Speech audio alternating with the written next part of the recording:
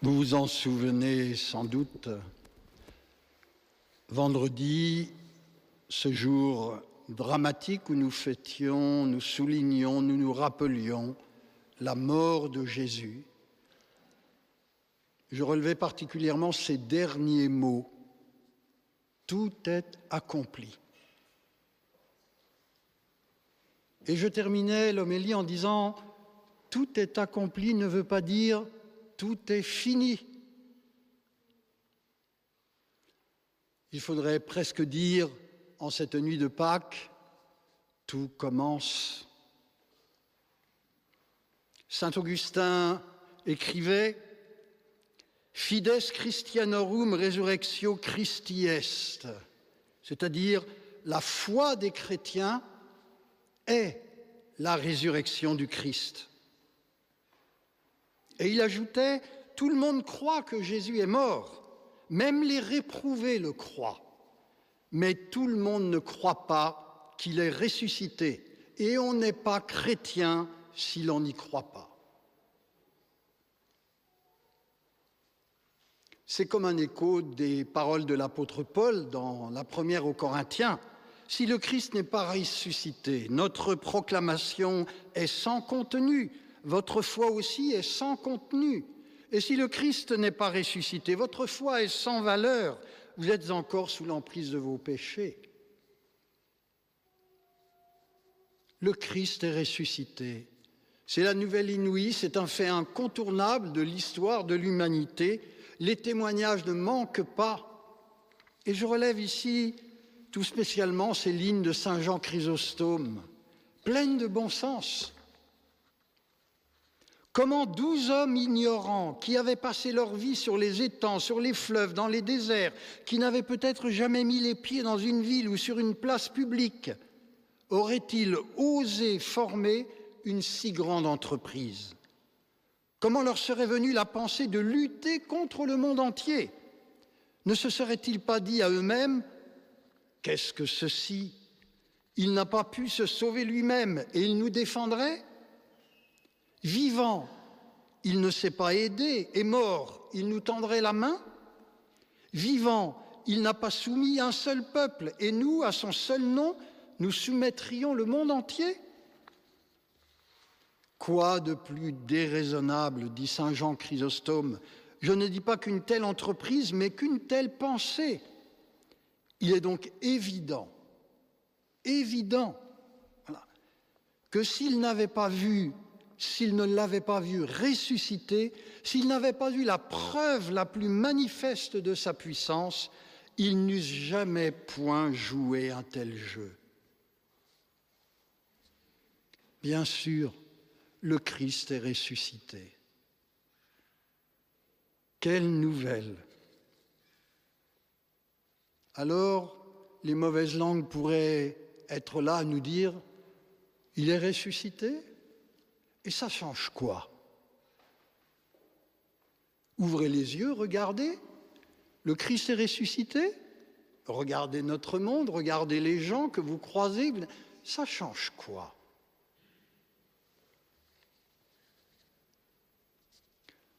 Le Christ, disait encore saint Augustin, est la vie et pourtant il est mis en croix et pourtant il est mort. Mais, dans la mort du Christ, la mort est morte.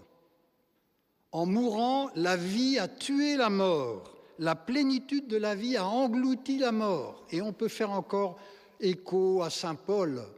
« Ô mort, où donc est ta victoire ? La mort a été vaincue par la vie. » Le Christ est ressuscité, ça change quoi? Dans ma vie, mais ça change tout. Ça change tout. Pour moi, vivre, c'est le Christ, dit l'apôtre Paul. Ce n'est plus moi qui vis, c'est le Christ qui vit en moi. Ma vie présente dans la chair, je la vis dans la foi au Fils de Dieu qui m'a aimé et s'est livré pour moi. Ça change quoi? Mais Jésus est le vivant, je suis chrétien, c'est mon ami, c'est mon Seigneur, c'est mon Dieu, c'est mon compagnon de route, c'est le grand amour de toute ma vie. Ça change tout.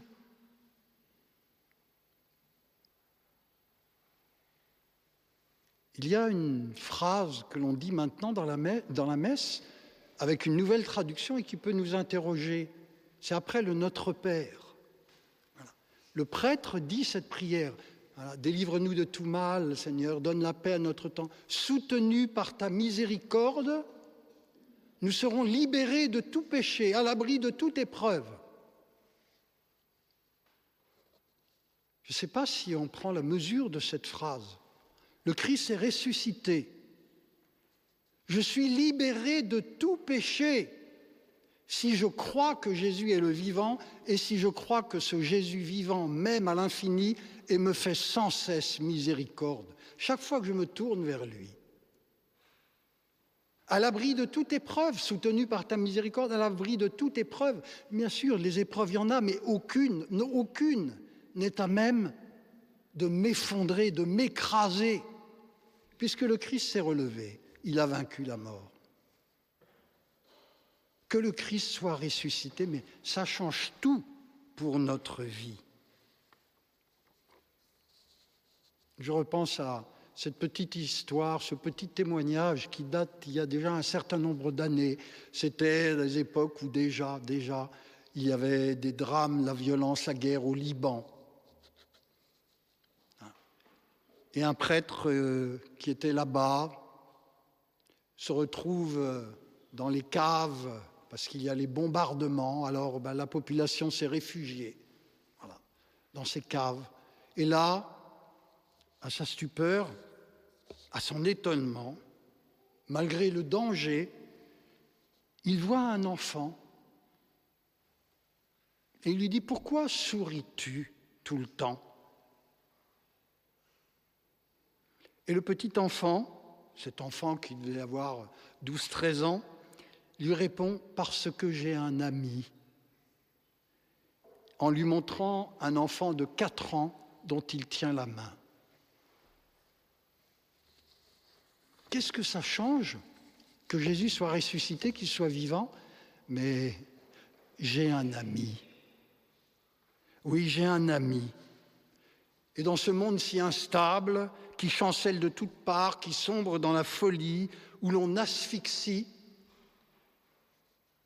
je peux être là à dire « j'ai un ami ». Sa vie m'irrigue de toutes parts, je suis baptisé. Je suis enfant de Dieu, je suis frère de Jésus-Christ, fils de Dieu le Père. Ça change tout. Ça change tout dans ma vie et j'ajoute, mais ça change tout dans notre monde.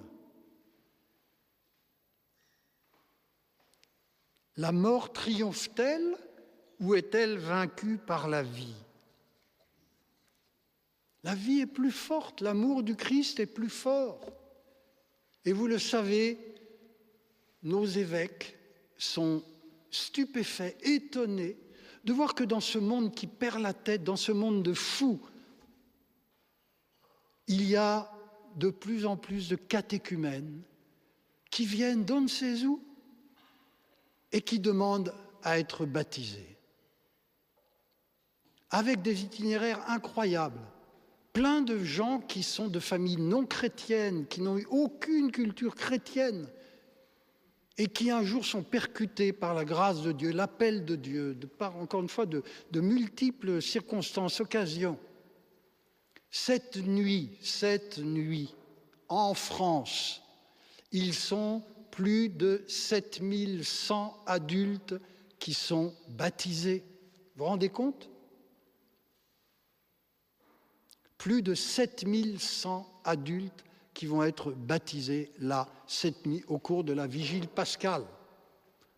Dans notre diocèse, ici, à Saint-Étienne, je crois que c'est 98. Demain, les adolescents en France, ils vont être plus de 5000 à être baptisés demain. Alors qu'est-ce que ça change que le Christ soit ressuscité dans notre monde, dans notre pays, dans notre terre de France? Ça change tout. Les chrétiens sont là. Ils savent qu'ils témoignent, qu'ils ont à témoigner de la bonne nouvelle, de cette bonne nouvelle qui dit que la mort n'a pas le dernier mot, la mort a été vaincue par la vie. Que de témoignages magnifiques. Le pape, tout récemment, c'était dimanche dernier encore, s'adressait aux jeunes en leur rappelant « Il vit le Christ est vivant ».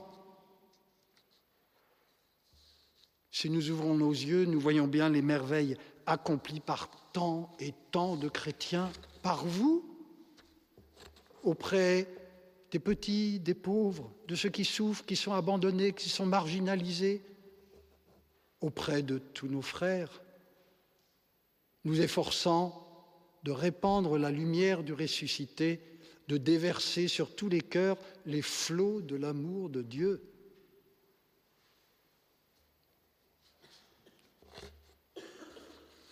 Tout est accompli. Oui. Tout n'est pas fini. Le Christ est ressuscité, le Christ est vivant.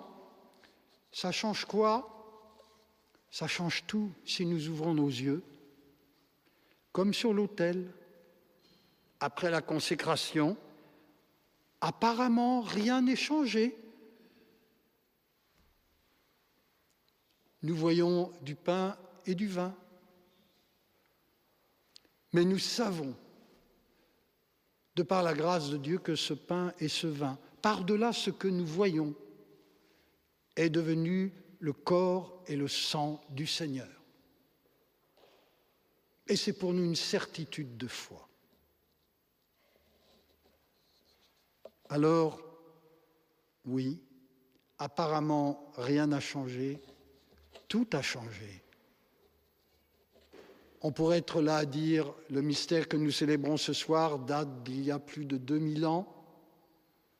Qu'est-ce qui a changé dans notre cœur ce soir? Nous savons, oui, que tout a changé.